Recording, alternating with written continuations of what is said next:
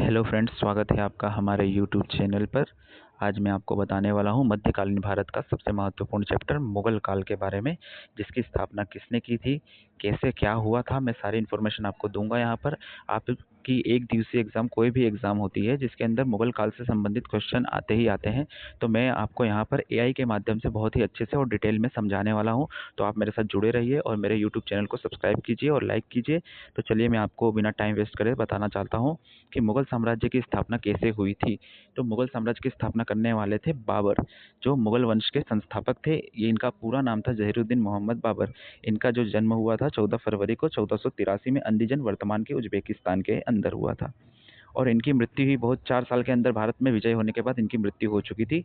ये 26 दिसंबर 1530 में आगरा में इनका देहांत हुआ था। इनको उपाधि मिली गई थी मुगल साम्राज्य के संस्थापक के रूप में, जैसा कि आप देख सकते हैं। ये दो वंशों के संगम से बने हुए व्यक्ति थे। इनके जो पिता थे वो तुर्की थे, जो तैमूर वंश के थे, और जो इनकी माता थी कुतलुक निगार खान, जो मंगोल शासक चंगेज खान के वंश की थी।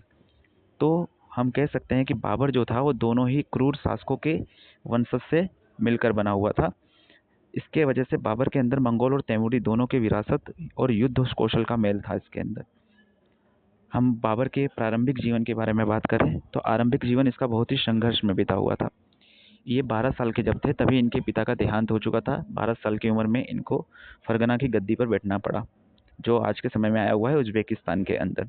बाद में इनने आसपास के इलाकों में बहुत से युद्ध किए, जिसके वजह से हर युद्ध में ये हारे हुए थे। और समरकंद की असफलता बहुत ही बुरी तरीके से इनको शबानी खान ने दिया हुआ था। बाद में बहुत सारे युद्ध इन्होंने हारे। आगे चलकर 1504 के अंदर काबुल में इन्होंने पहली विजय प्राप्त की। काबुल के बाद इनका मूड चेंज हुआ और इन्होंने मध्य एशिया में अस्थिरता के कारण बाबर ने दक्षिण पूर्व की ओर देखना शुरू किया और भारत पर आक्रमण करने का विचार किया। भारत पर आक्रमण करने के लिए इनका विचार इसलिए हुआ क्योंकि लोधी वंश की राजनीतिक कमजोरी और आंतरिक कलह चल रहे थे भारत में। और इनका मुख्य उद्देश्य था कि इनके पूर्वज जो तैमूर थे वो दिल्ली पर अधिकार किए हुए थे, तो उन्हीं की तरह इनको भी अधिकार करना था।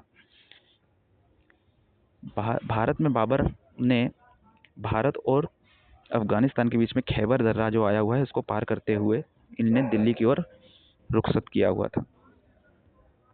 दिल्ली, जिस समय वहाँ पर लोधियों का शासन था, बाबर खैबर दर्रा पार करके वहाँ पर युद्ध करने चले गए थे। बाबर की सेना बहुत ही कम थी और लोधी की सेना बहुत ज़्यादा थी, परंतु बाबर की सेना के अंदर बहुत से कुशल, योग्य और बहुत ही ताकतवर योद्धा थे।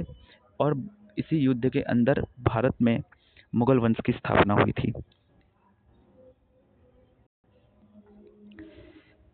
पानीपत का प्रथम युद्ध जो हरियाणा के मैदान के अंदर किया गया था, यहाँ पर बाबर के सामने लोधी वंश के शासक इब्राहिम लोधी की सेना, दोनों के बीच में घमासान युद्ध हुआ। पानीपत का प्रथम युद्ध, जो सबसे बड़ा क्वेश्चन है एग्जाम में आने वाला है, वो है पानीपत का प्रथम युद्ध कब हुआ था। तो आपको ये याद रखना है कि पानीपत का प्रथम युद्ध 1526 में हुआ था। इस युद्ध के अंदर बाबर की विजय हो गई थी।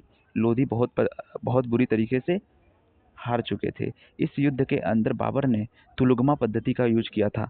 तुलुगमा पद्धति जो सैन्य अभ्यास किया गया था, उसके हिसाब से इनने इब्राहिम लोधी की सेना को हराया हुआ था। दिल्ली सल्तनत का इससे अंत हो गया और भारत में मुगल साम्राज्य की स्थापना हो गई थी। बाबर बहुत ही अच्छे तरीके से जीत चुके हुए थे। बाबर की युद्ध नीति इसके अंदर बताई गई, जैसा कि मैंने आपको बताया था। देख सकते हैं आप यहाँ पे तुलगमा पद्धति के बारे में दिया हुआ है।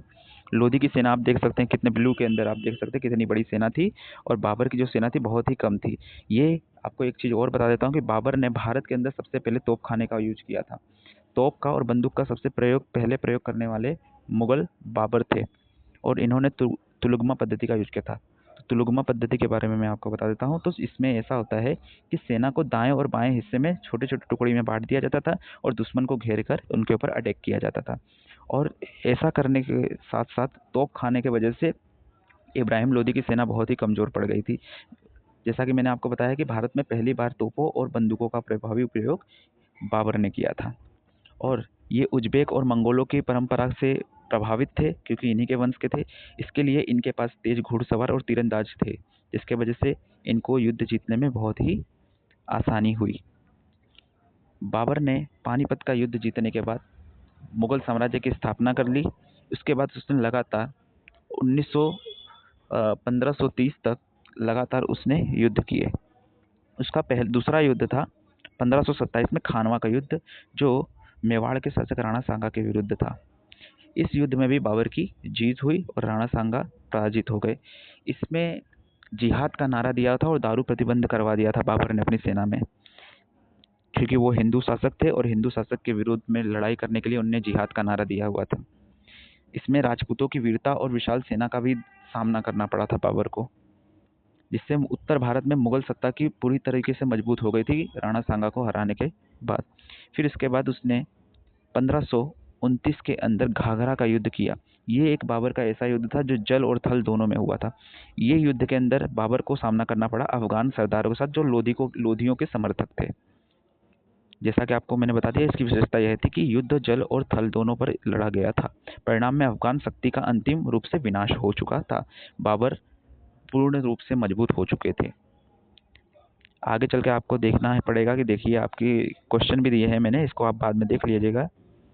फिर आपको मैं इसके बारे में बता सकता हूँ कि बाबर ने एक अपनी जो जहांगीरी बाबरनामा करके, जैसा कि आपको मैंने बताया कि बाबर जो हैं एक बहुत ही अच्छे राइटर भी थे।